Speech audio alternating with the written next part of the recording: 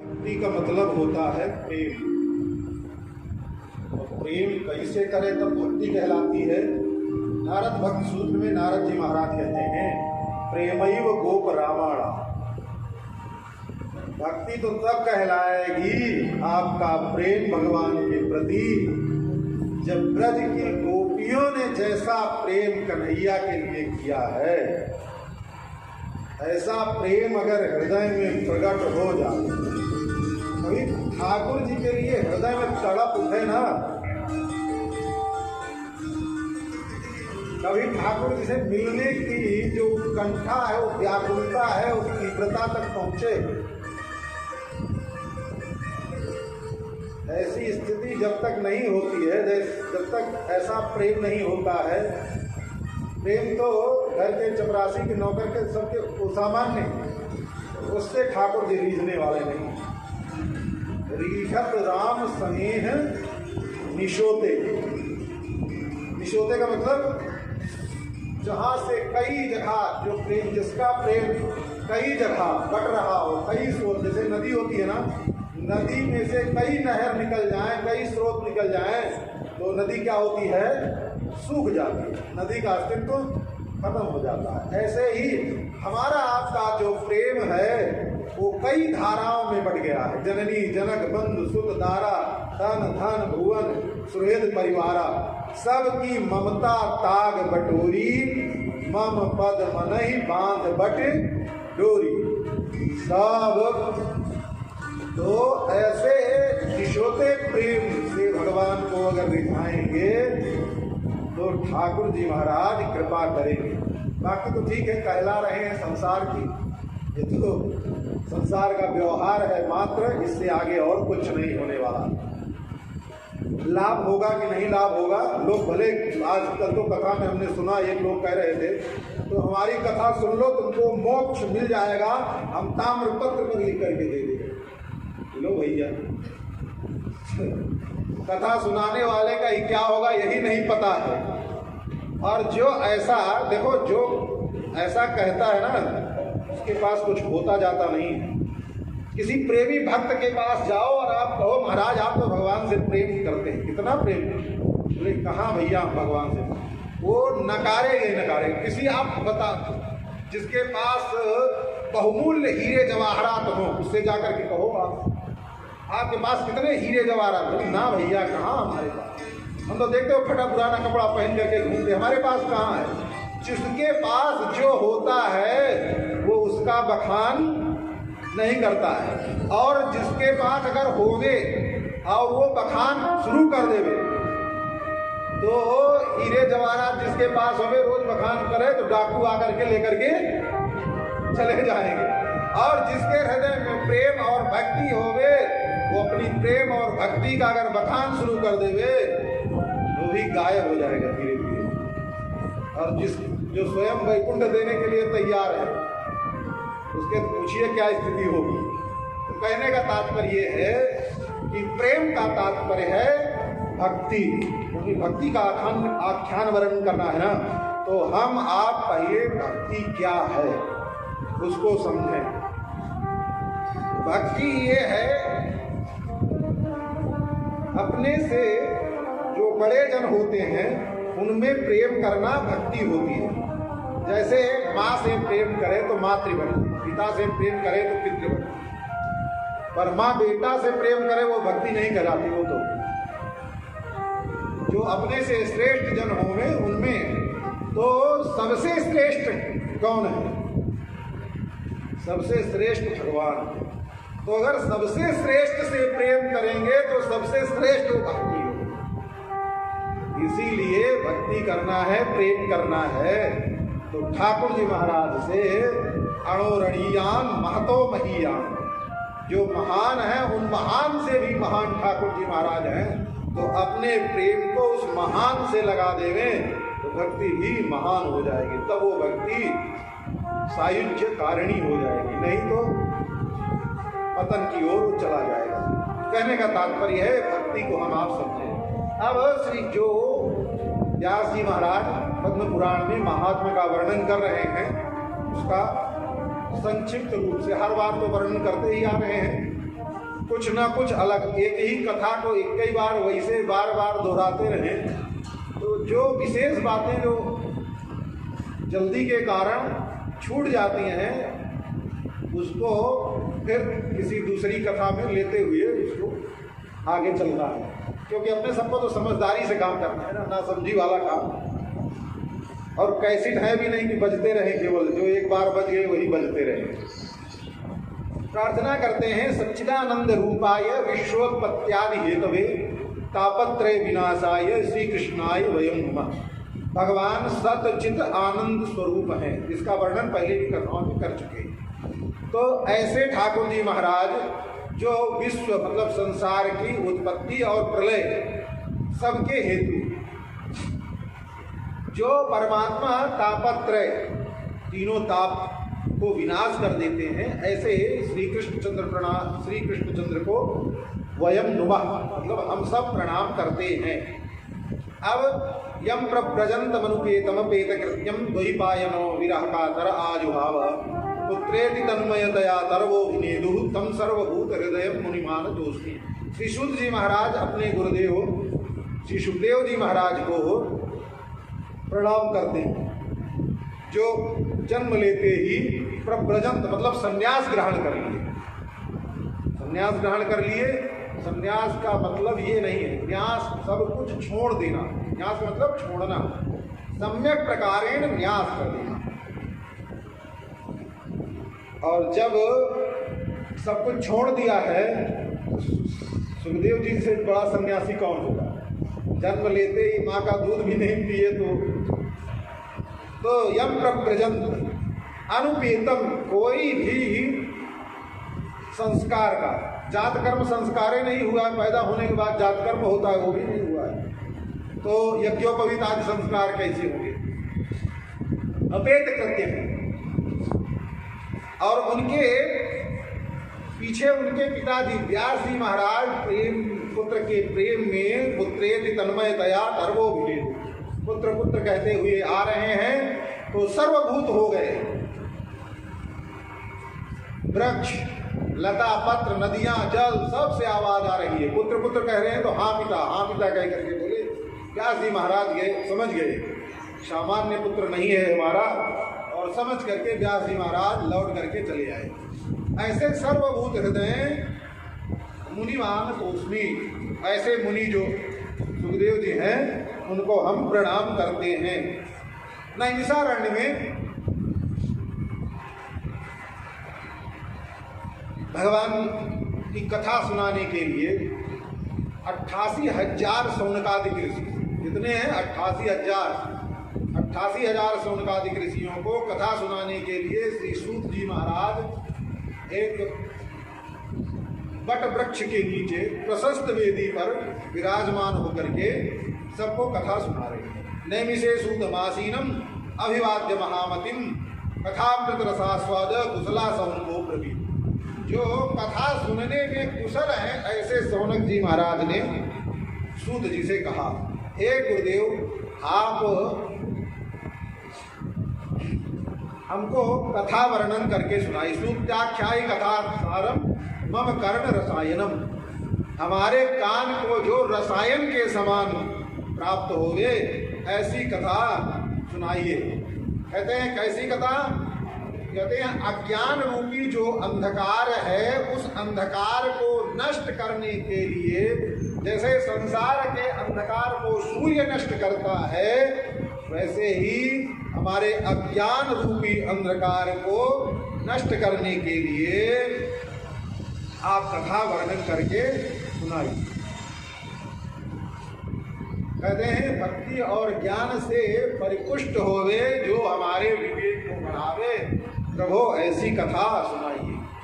अब कथा विवेक तो नहीं बढ़ाती है, अविवेक भले बढ़ाने लगी। आज की कथा विवेक तो उत्पन्न नहीं करती है, अविवेक, क्योंकि कथा सुनाने वाले ही नहीं कथा पढ़े हैं।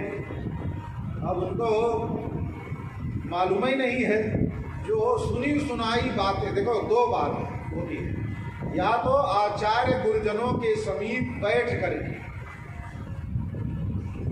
आचार्य अनुशंसा में शास्त्र का अध्ययन किया हो,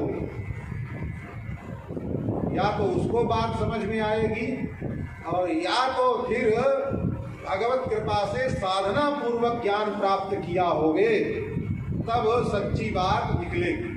और सुनी सुनाई बातें तो बस केवल इस कान से सुनो, उस कान से निकाल दो, बस इतना होना है, इससे ज्यादा कुछ बोले जाने वाला नहीं। तो कहते हैं कि प्रभु अब तो एक कलयुग आ गया है ना, इस कलयुग में बड़ी विकट स्थिति हो गई। ये घोरे कलौ प्रायः जीवश्चासुरतां गतः। कलयुग में प्रायः जीव असुरता को प्राप्त करते हैं। असुरता का तात्पर्य है शास्त्र विहीन आचरण, ठीक है। जैसा शास्त्र कहता है ऐसा आचरण ना करके मनमानी आचरण करना, यही सबसे बड़ी असुरता है जीवन में। अब शास्त्र देखता ही पढ़ता जानता नहीं है, तो शास्त्र के अनुसार आचरण क्या करेगा? भाई जो जानेगा वही ना वैसा करेगा। बहुत ज्यादा होता है तो हम आप करते क्या हैं, आजकल जो किस्सा कहानी के रूप में कथाएं हैं, उन कथाओं को सुन लेते हैं और टिन फिन करके समय बिता लेते हैं, बस इससे कुछ नहीं होता।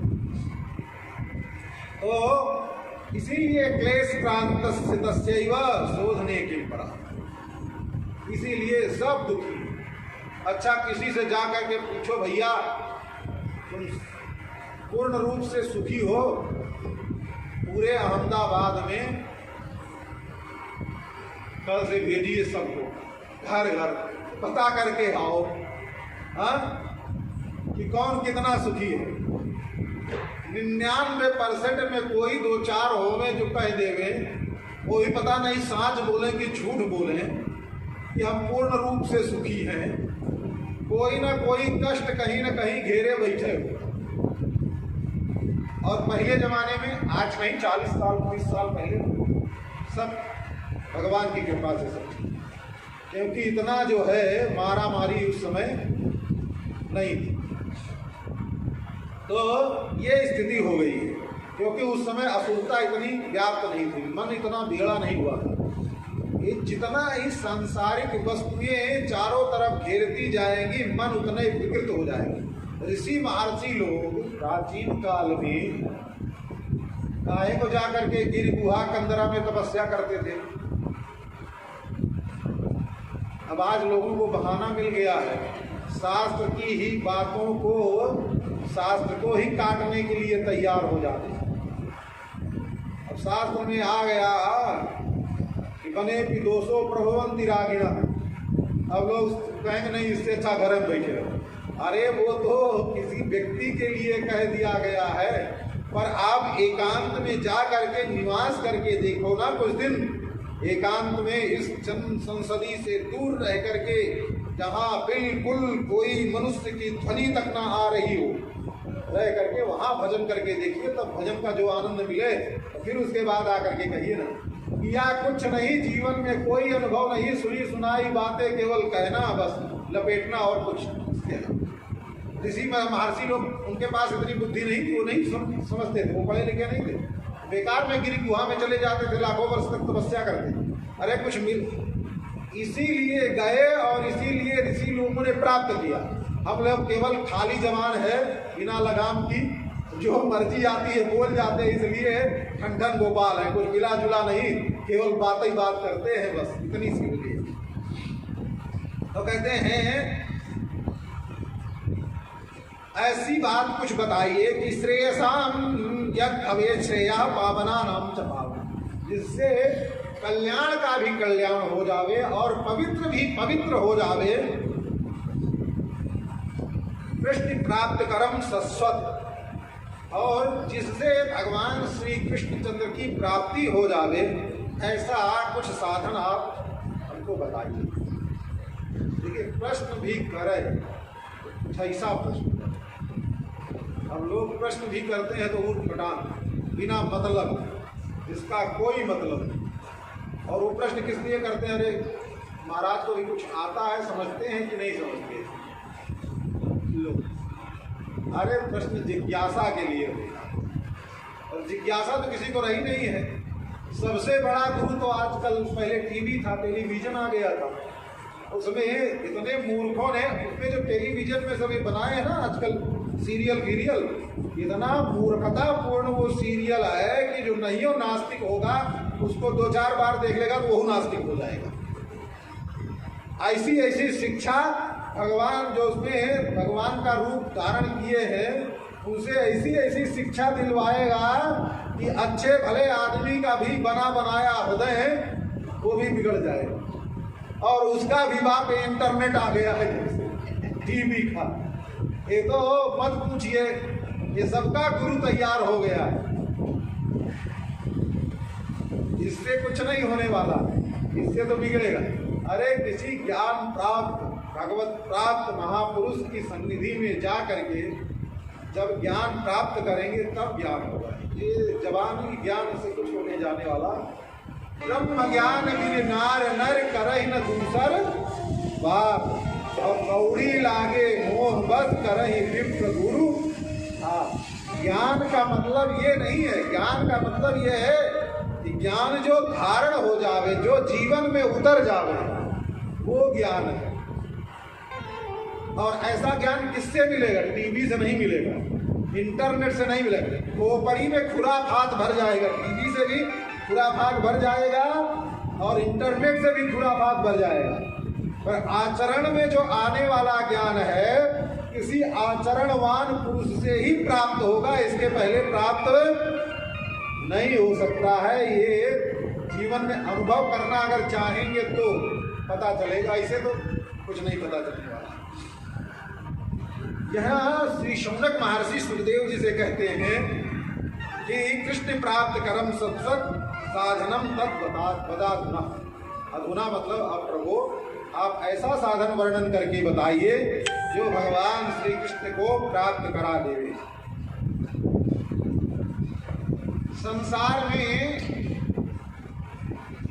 बहुत कुछ है, जो जहाँ जाएगा उसको वहाँ वैसा प्राप्त हो जाएगा। चिंतामणि के समीप में जाएगा तो जो कुछ चिंतन करेगा प्राप्त हो जाएगा। कल्प वृक्ष के समीप जाएगा तो उसकी सारी कल्पनाएं साकार हो जाएंगी। तो कहते हैं पर गुरुजनों के समीप प्रयक्षति गुरु प्रीतो वैकुंठम योगी दुर्लभ। अगर गुरु के समीप जावे और गुरुजनों का अच्छी प्रकार से सेवन करें, सेवन का मतलब उनके पास रह करके और गुरु जी को ही सिखाने के चक्कर में न लगे, पूर्ण समर्पण से गुरुजन के समीप जाकर के और उनसे ज्ञान प्राप्त करना चाहें तो गुरुजन ऐसा ज्ञान दे देते हैं कि भगवान वैकुंठ जो योगियों के लिए भी दुर्लभ है उसको भी गुरु प्रदान कर देते हैं। चाहे वैकुंठ समझ लीजिए, वैकुंठ भगवान का भी नाम है। वैकुंठा पुरुषा प्राणा प्राणदा प्रणवा प्रभु, विष्णु सहस्त्र नाम में भगवान का वैकुंठ नाम है। और विकुंठा के पुत्र के रूप में प्रकट हुए हैं भगवान, इसलिए भी उनका नाम वैकुंठ है। वैकुंठ लोक भी है, भगवान के धाम का भी नाम वैकुंठ है। तो चाहे भगवान वैकुंठ को प्राप्त कर ले और चाहे जो भगवान का त्रिज्याद विभूति वैकुंठ है उसको वैकुंठ, ऐसे वैकुंठ को गुरुजन प्रदान कर देते हैं जो योगियों को भी दुर्लभ है। श्री सूत जी महाराज कहते हैं, हे सौनकादि ऋषियों, आपके हृदय में प्रीति सौनक चित्ते थे यतो व्यक्त विचारे। आपके चित्त में प्रीति है, इसलिए हम विचार करके सर्व सिद्धांत निष्पन्न संसार भयनाश, सारे सिद्धांत का सिद्धांत, सर्व सिद्धांत, वेद शास्त्र आदि पुराण आदि जितने भी धर्म ग्रंथ हैं उन सब का निचोड़ जो है उसको तुमको प्रदान करेंगे, जो संसार के भय को नाश करने वाला, जो भक्ति को बढ़ाने वाला है। पैसा जो निचोड़ होगा वो भक्ति को तो बढ़ाएगा ही बढ़ाएगा। तो कहने का तात्पर्य है श्री सूत जी महाराज तैयार हो जाते हैं और कहते हैं श्रीमद् भागवतम शास्त्रम कलौ कीरेण भास्करम। वो सारे शास्त्रों का निचोड़ क्या है? तो कहते हैं सुखदेव जी महाराज ने कलौ कीरेण भागवत कलयुग के प्रारंभ में कीरेण सुखेण सुखदेव जी ने जो परीक्षित जी को सुनाया है श्रीमद् भागवत, वही हम तुमको सुनाएंगे। ये तस्माद परम किंचित मना शुद्धै न विद्यते। श्रीमद् भागवत के सुनने के अलावा कोई ऐसा साधन नहीं है जो मन को इतना पवित्र कर सके। देखो, जब तक मन शुद्ध और मन जब तक ठीक नहीं है, तब तक कुछ भी सुन लीजिए, कुछ भी कर लीजिए, कुछ लाभ होने वाला है। मन एवं मनुष्याणाम कारणम बंध मोक्षयो। तो सबसे पहले मन को सुधारने वाला कोई सर्वश्रेष्ठ साधन है तो एक तस्माद परम किंचित मना शुद्धै न विद्यते। जन्मांतरे भवेत् पुण्यम तदा भागवतम लभेत्। जन्म जन्मांतरों का जब पुण्य उदय होता है तो भागवत की कथा सुनने का सौभाग्य प्राप्त होता है। बोले देखो, ये भागवत जी का महात्म्य है कि परीक्षित जी महाराज जब कथा करने के लिए सुनने के लिए बैठे, उनकी सभा में श्री सुखदेव जी महाराज उस कथा स्थल में आ गए और जैसे ही कथा सुनाने के लिए तैयार हुए, उसी समय देवता लोग सुधा कुंभम गृहीत्यैव देवास्तत्र समागमन, अमृत का कलश लेकर के आ गए और आ करके सुखदेव जी महाराज से कहा, महाराज आपका जो ये शिष्य है जो कथा सुनने के लिए उद्यत परीक्षित हैं, वो मृत्यु के भय से कथा सुनना चाहते हैं।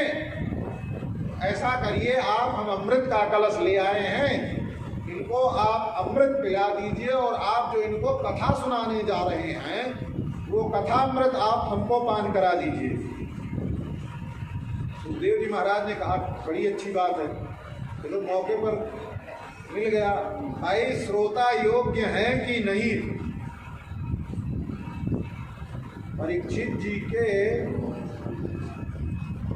साथ में सुनने वाले एक दो श्रोता नहीं है, बड़े बड़े वशिष्ठ, च्यवन, गौतम, देवल, पराशर, अनेक प्रकार जितने भी ऋषि हैं सब ऋषि हैं, लेकिन पूरी कथा में केवल 21 श्रोता पर ध्यान है परीक्षित जी पर, सुखदेव जी। तो कहने का तात्पर्य है, एक श्रोता भी अगर योग्य मिल जावे, कथा का मतलब भीड़ बटोरना नहीं।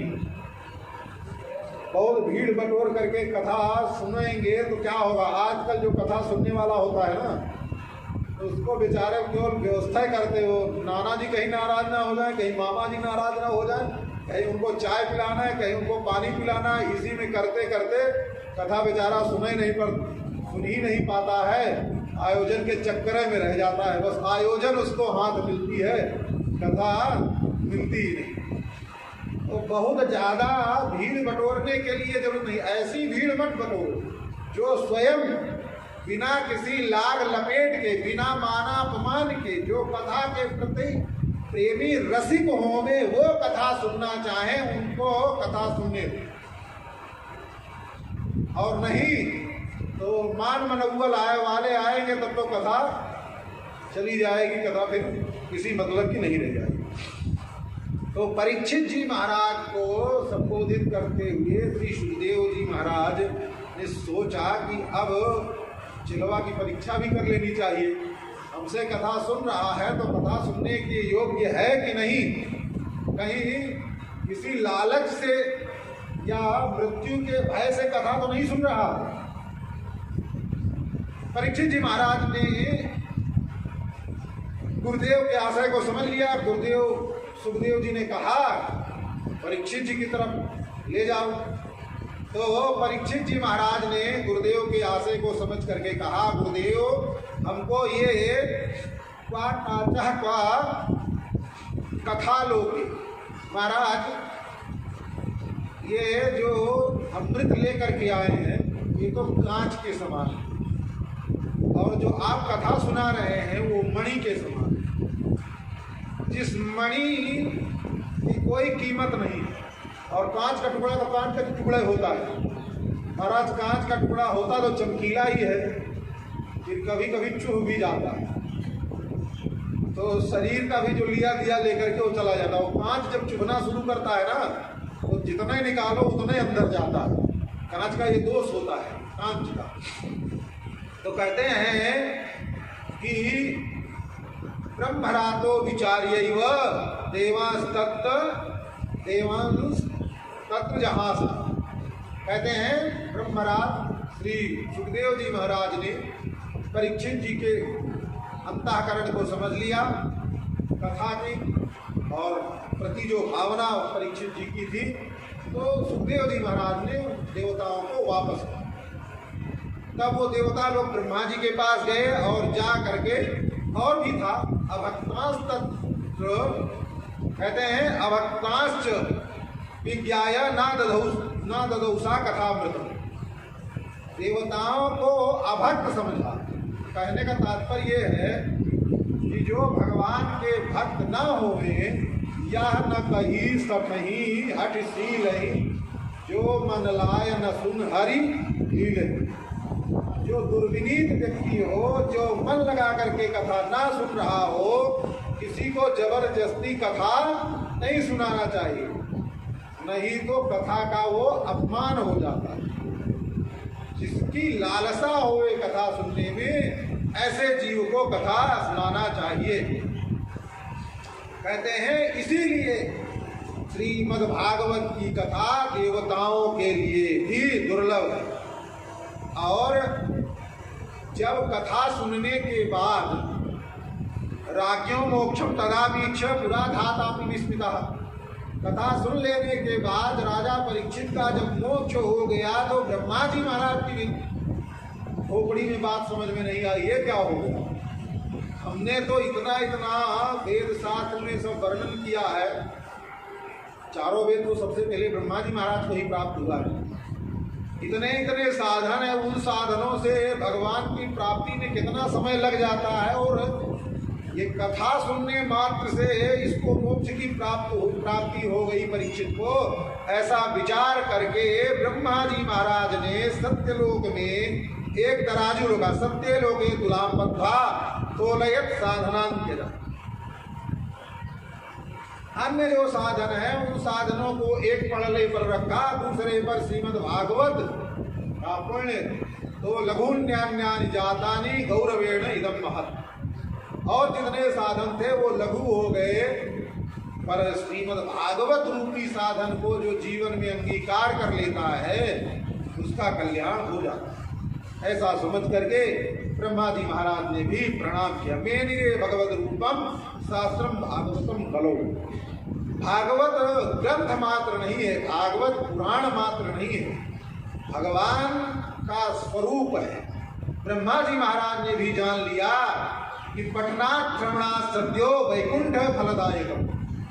पढ़ने से और सुनने से, देखो सबसे पहले जहां भी कहा जाता है पढ़ने के लिए कहा जाता है, पहले पढ़ो फिर बाद में सुनो। आजकल लोग क्या पढ़ते तो है नहीं है, केवल सुनने चले जाते हैं, और पंडित जी चाहे जो सुना दे वही सुन करके चले आते हैं। अपनी खोपड़ी में जब तक कुछ नहीं भरा होगा, तब बिना मतलब की बात भी सुन करके आ जाएंगे और वही जम जाएगी। जब स्वयं पढ़ेंगे और फिर सुनेंगे, तब तात्पर्य समझ में आएगा अच्छी तरीके से। कथा सही सुना रहे हैं कि गलत सुना रहे हैं, तो मन में जिज्ञासा भी उठेगी। और पढ़ेंगे नहीं, ऐसे सुनेंगे तो कोई जिज्ञासा उत्पन्न होने वाली नहीं। भागवत हो चाहे वाल्मीकि रामायण, कभी उठा करके देखिए और पढ़िए। कथा सुना रहे हैं, बीच बीच में श्रोता जिज्ञासा भी कर रहे हैं, अपनी जिज्ञासा प्रकट कर रहे हैं। क्यों? क्योंकि वो सब स्वयं पढ़ लिख करके विज्ञ हैं। जहाँ सिद्धांत नहीं समझ में आता है, वहाँ प्रश्न महाराज यहाँ तो बात समझ में नहीं आ रही। आप बताइए। तो तो ऐसी स्वस्थ परंपरा हमारे यहाँ प्राचीन काल में थी। और आज सबसे बड़ी विडंबना हो गई है, गुरु जी से पंडित जी से कुछ पूछ दीजिए तो नाराज हो जाएंगे। अब राज हो चाहे नाराज हो कोई मतलब नहीं, पर प्राचीन काल की ही परंपरा होती है। और अगर जिज्ञासा होती है तो जिज्ञासा अच्छी बात। कहते हैं कि श्री पठनात् श्रवणात् सद्यः वैकुंठ फलदायकम, चाहे पठन करिए चाहे श्रवण करिए या दोनों करिए, ऐसा करने से वैकुंठ रूपी फल की प्राप्ति हो जाती है। और मान लीजिए समय की कमी होवे तो सप्ताहेन सुतम चैतत सर्वथा मुक्तिदायकम, सप्ताह की विधि से अगर कथा सुन रहे हैं तो मुक्ति की प्राप्ति होती है। पर कथा सुने तो सप्ताह के नाम पर कुछ और सुन करके चले आएंगे, कुछ बात नहीं। इसलिए कहते हैं कि जब पूछा महाराज संकादिकों ने सूत सिंह महाराज के सप्ताह की विधि कहाँ से प्रकट हुई, तो सप्ताह श्रवण विधि कुमारई दस्य भाषिका, ये सप्ताह की विधि जो है